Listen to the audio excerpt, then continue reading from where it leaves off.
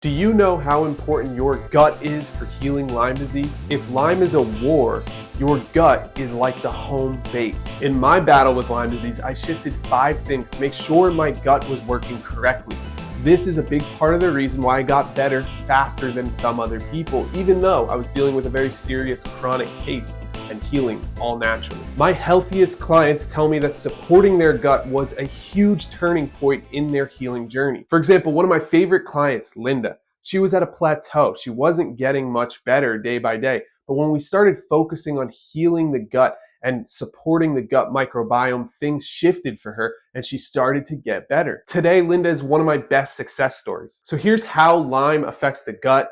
Number 1, disruption of the gut microbiome. Borrelia and a lot of the co-infections don't really stay in one area of the body. They move around to wherever they will find survival, whether that's the gut, the bladder, the joints, the brain. This causes inflammation, and this inflammation from Lyme can throw off your gut bacteria. If I wanted to oversimplify, there would be more bad bacteria and less good bacteria. When the gut microbiome is imbalanced, it weakens digestion, it weakens immunity, and it weakens your gut barrier function. Number 2, inflammation damaging the gut lining. So that same inflammation we were just talking about can damage the gut lining itself, leading to a more permeable or leaky gut. This leads to digestion that doesn't work really well. It's very inefficient, and it increases food sensitivities, which causes more flares and more inflammation. So if you ever feel bloating or gas or diarrhea or constipation, these are all things related to your digestion that come from the gut. Number 3 is impact on the autonomic nervous system. Now, what that means is your nervous system is in fight or flight mode. It's in a ramped up state, which ends up slowing down digestion. When we're in fight or flight, the blood gets moved to the limbs so we can run or fight off. If you want to get technical, it affects your vagus nerve, which slows down digestion. This can cause nausea, fullness after small meals, constipation, or just overall problems in your gut. Number 4, the effects of antibiotics. Antibiotics may be necessary for some people, but they do kill our healthy gut bacteria. This allows harmful bacteria or yeast to overgrow. This can also lead to digestive upset, nausea, and all types of digestive issues, and it wrecks your immune system. This is a big part of the reason why myself and others choose herbal antimicrobials instead of using antibiotics. Here's some common gut symptoms that we see in Lyme disease all the time. Bloating after meals, abdominal pain or cramping, nausea, acid reflux, constipation or diarrhea, loss of appetite, weight changes, new food sensitivities, SIBO, candida or yeast overgrowth. So what can you do to support your gut health? These are 5 things that I shifted in my own body and it changed everything.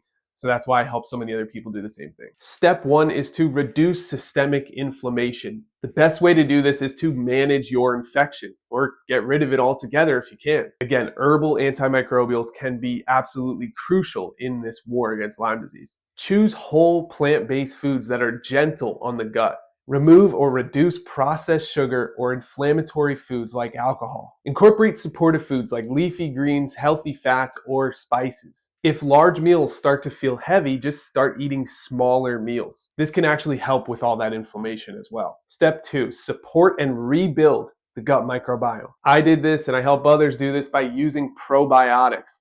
And you may want to rotate the strains of probiotics so that you have a very diverse and healthy gut microbiome. My favorite and the ones I use are spore-based probiotics. You also want to introduce prebiotics. These are just high fiber foods that the gut bacteria love to eat. So these are foods like fruits, vegetables, and whole grains that have a lot of fiber.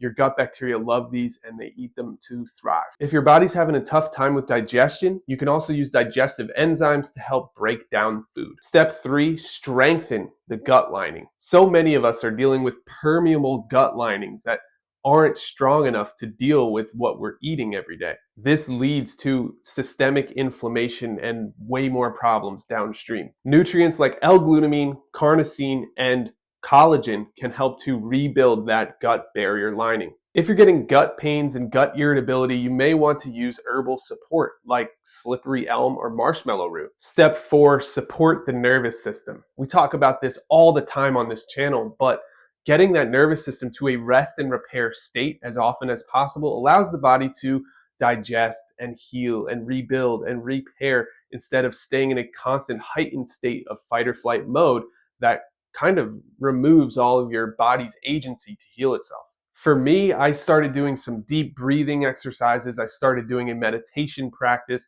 and I basically took on the idea that I needed to calm myself down as often as possible. So even when I'm driving the car, I will do some deep breaths, or if I'm, washing the dishes, I'll focus on my breathing. There are very simple things we can do to try to calm down the body. Do them as often as possible to reap the rewards of a calm nervous system instead of one that is overhyped and going crazy. This directly improves digestion. Also, eating warm meals is often easier to digest than eating cold meals. The body doesn't need to change the temperature of the food, so you're able to digest it quickly and easily. Avoid eating while nervous or anxious or overstimulated because, again, the nervous system is ramped up, so you won't be able to digest your food in the same way. Step 5 is to address underlying complications. If you have SIBO or mold exposure or co-infections, this may require targeted treatment. And if you need a more targeted treatment, reach out to me because I help people with this all the time. These underlying complications can lead to more systemic inflammation, which just makes the gut worse, which again makes this inflammation worse.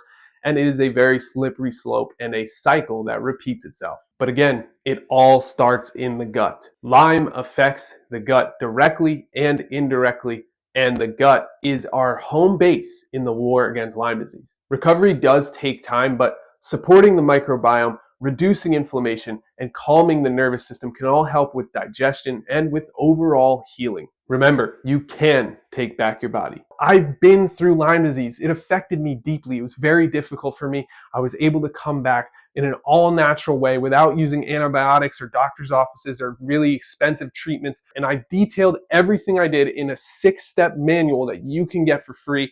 The link is below this video. It's called the Lyme Survival Guide. All you have to do is put in your email address. We'll send it over to you. You'll have it for life. You download it and it's yours.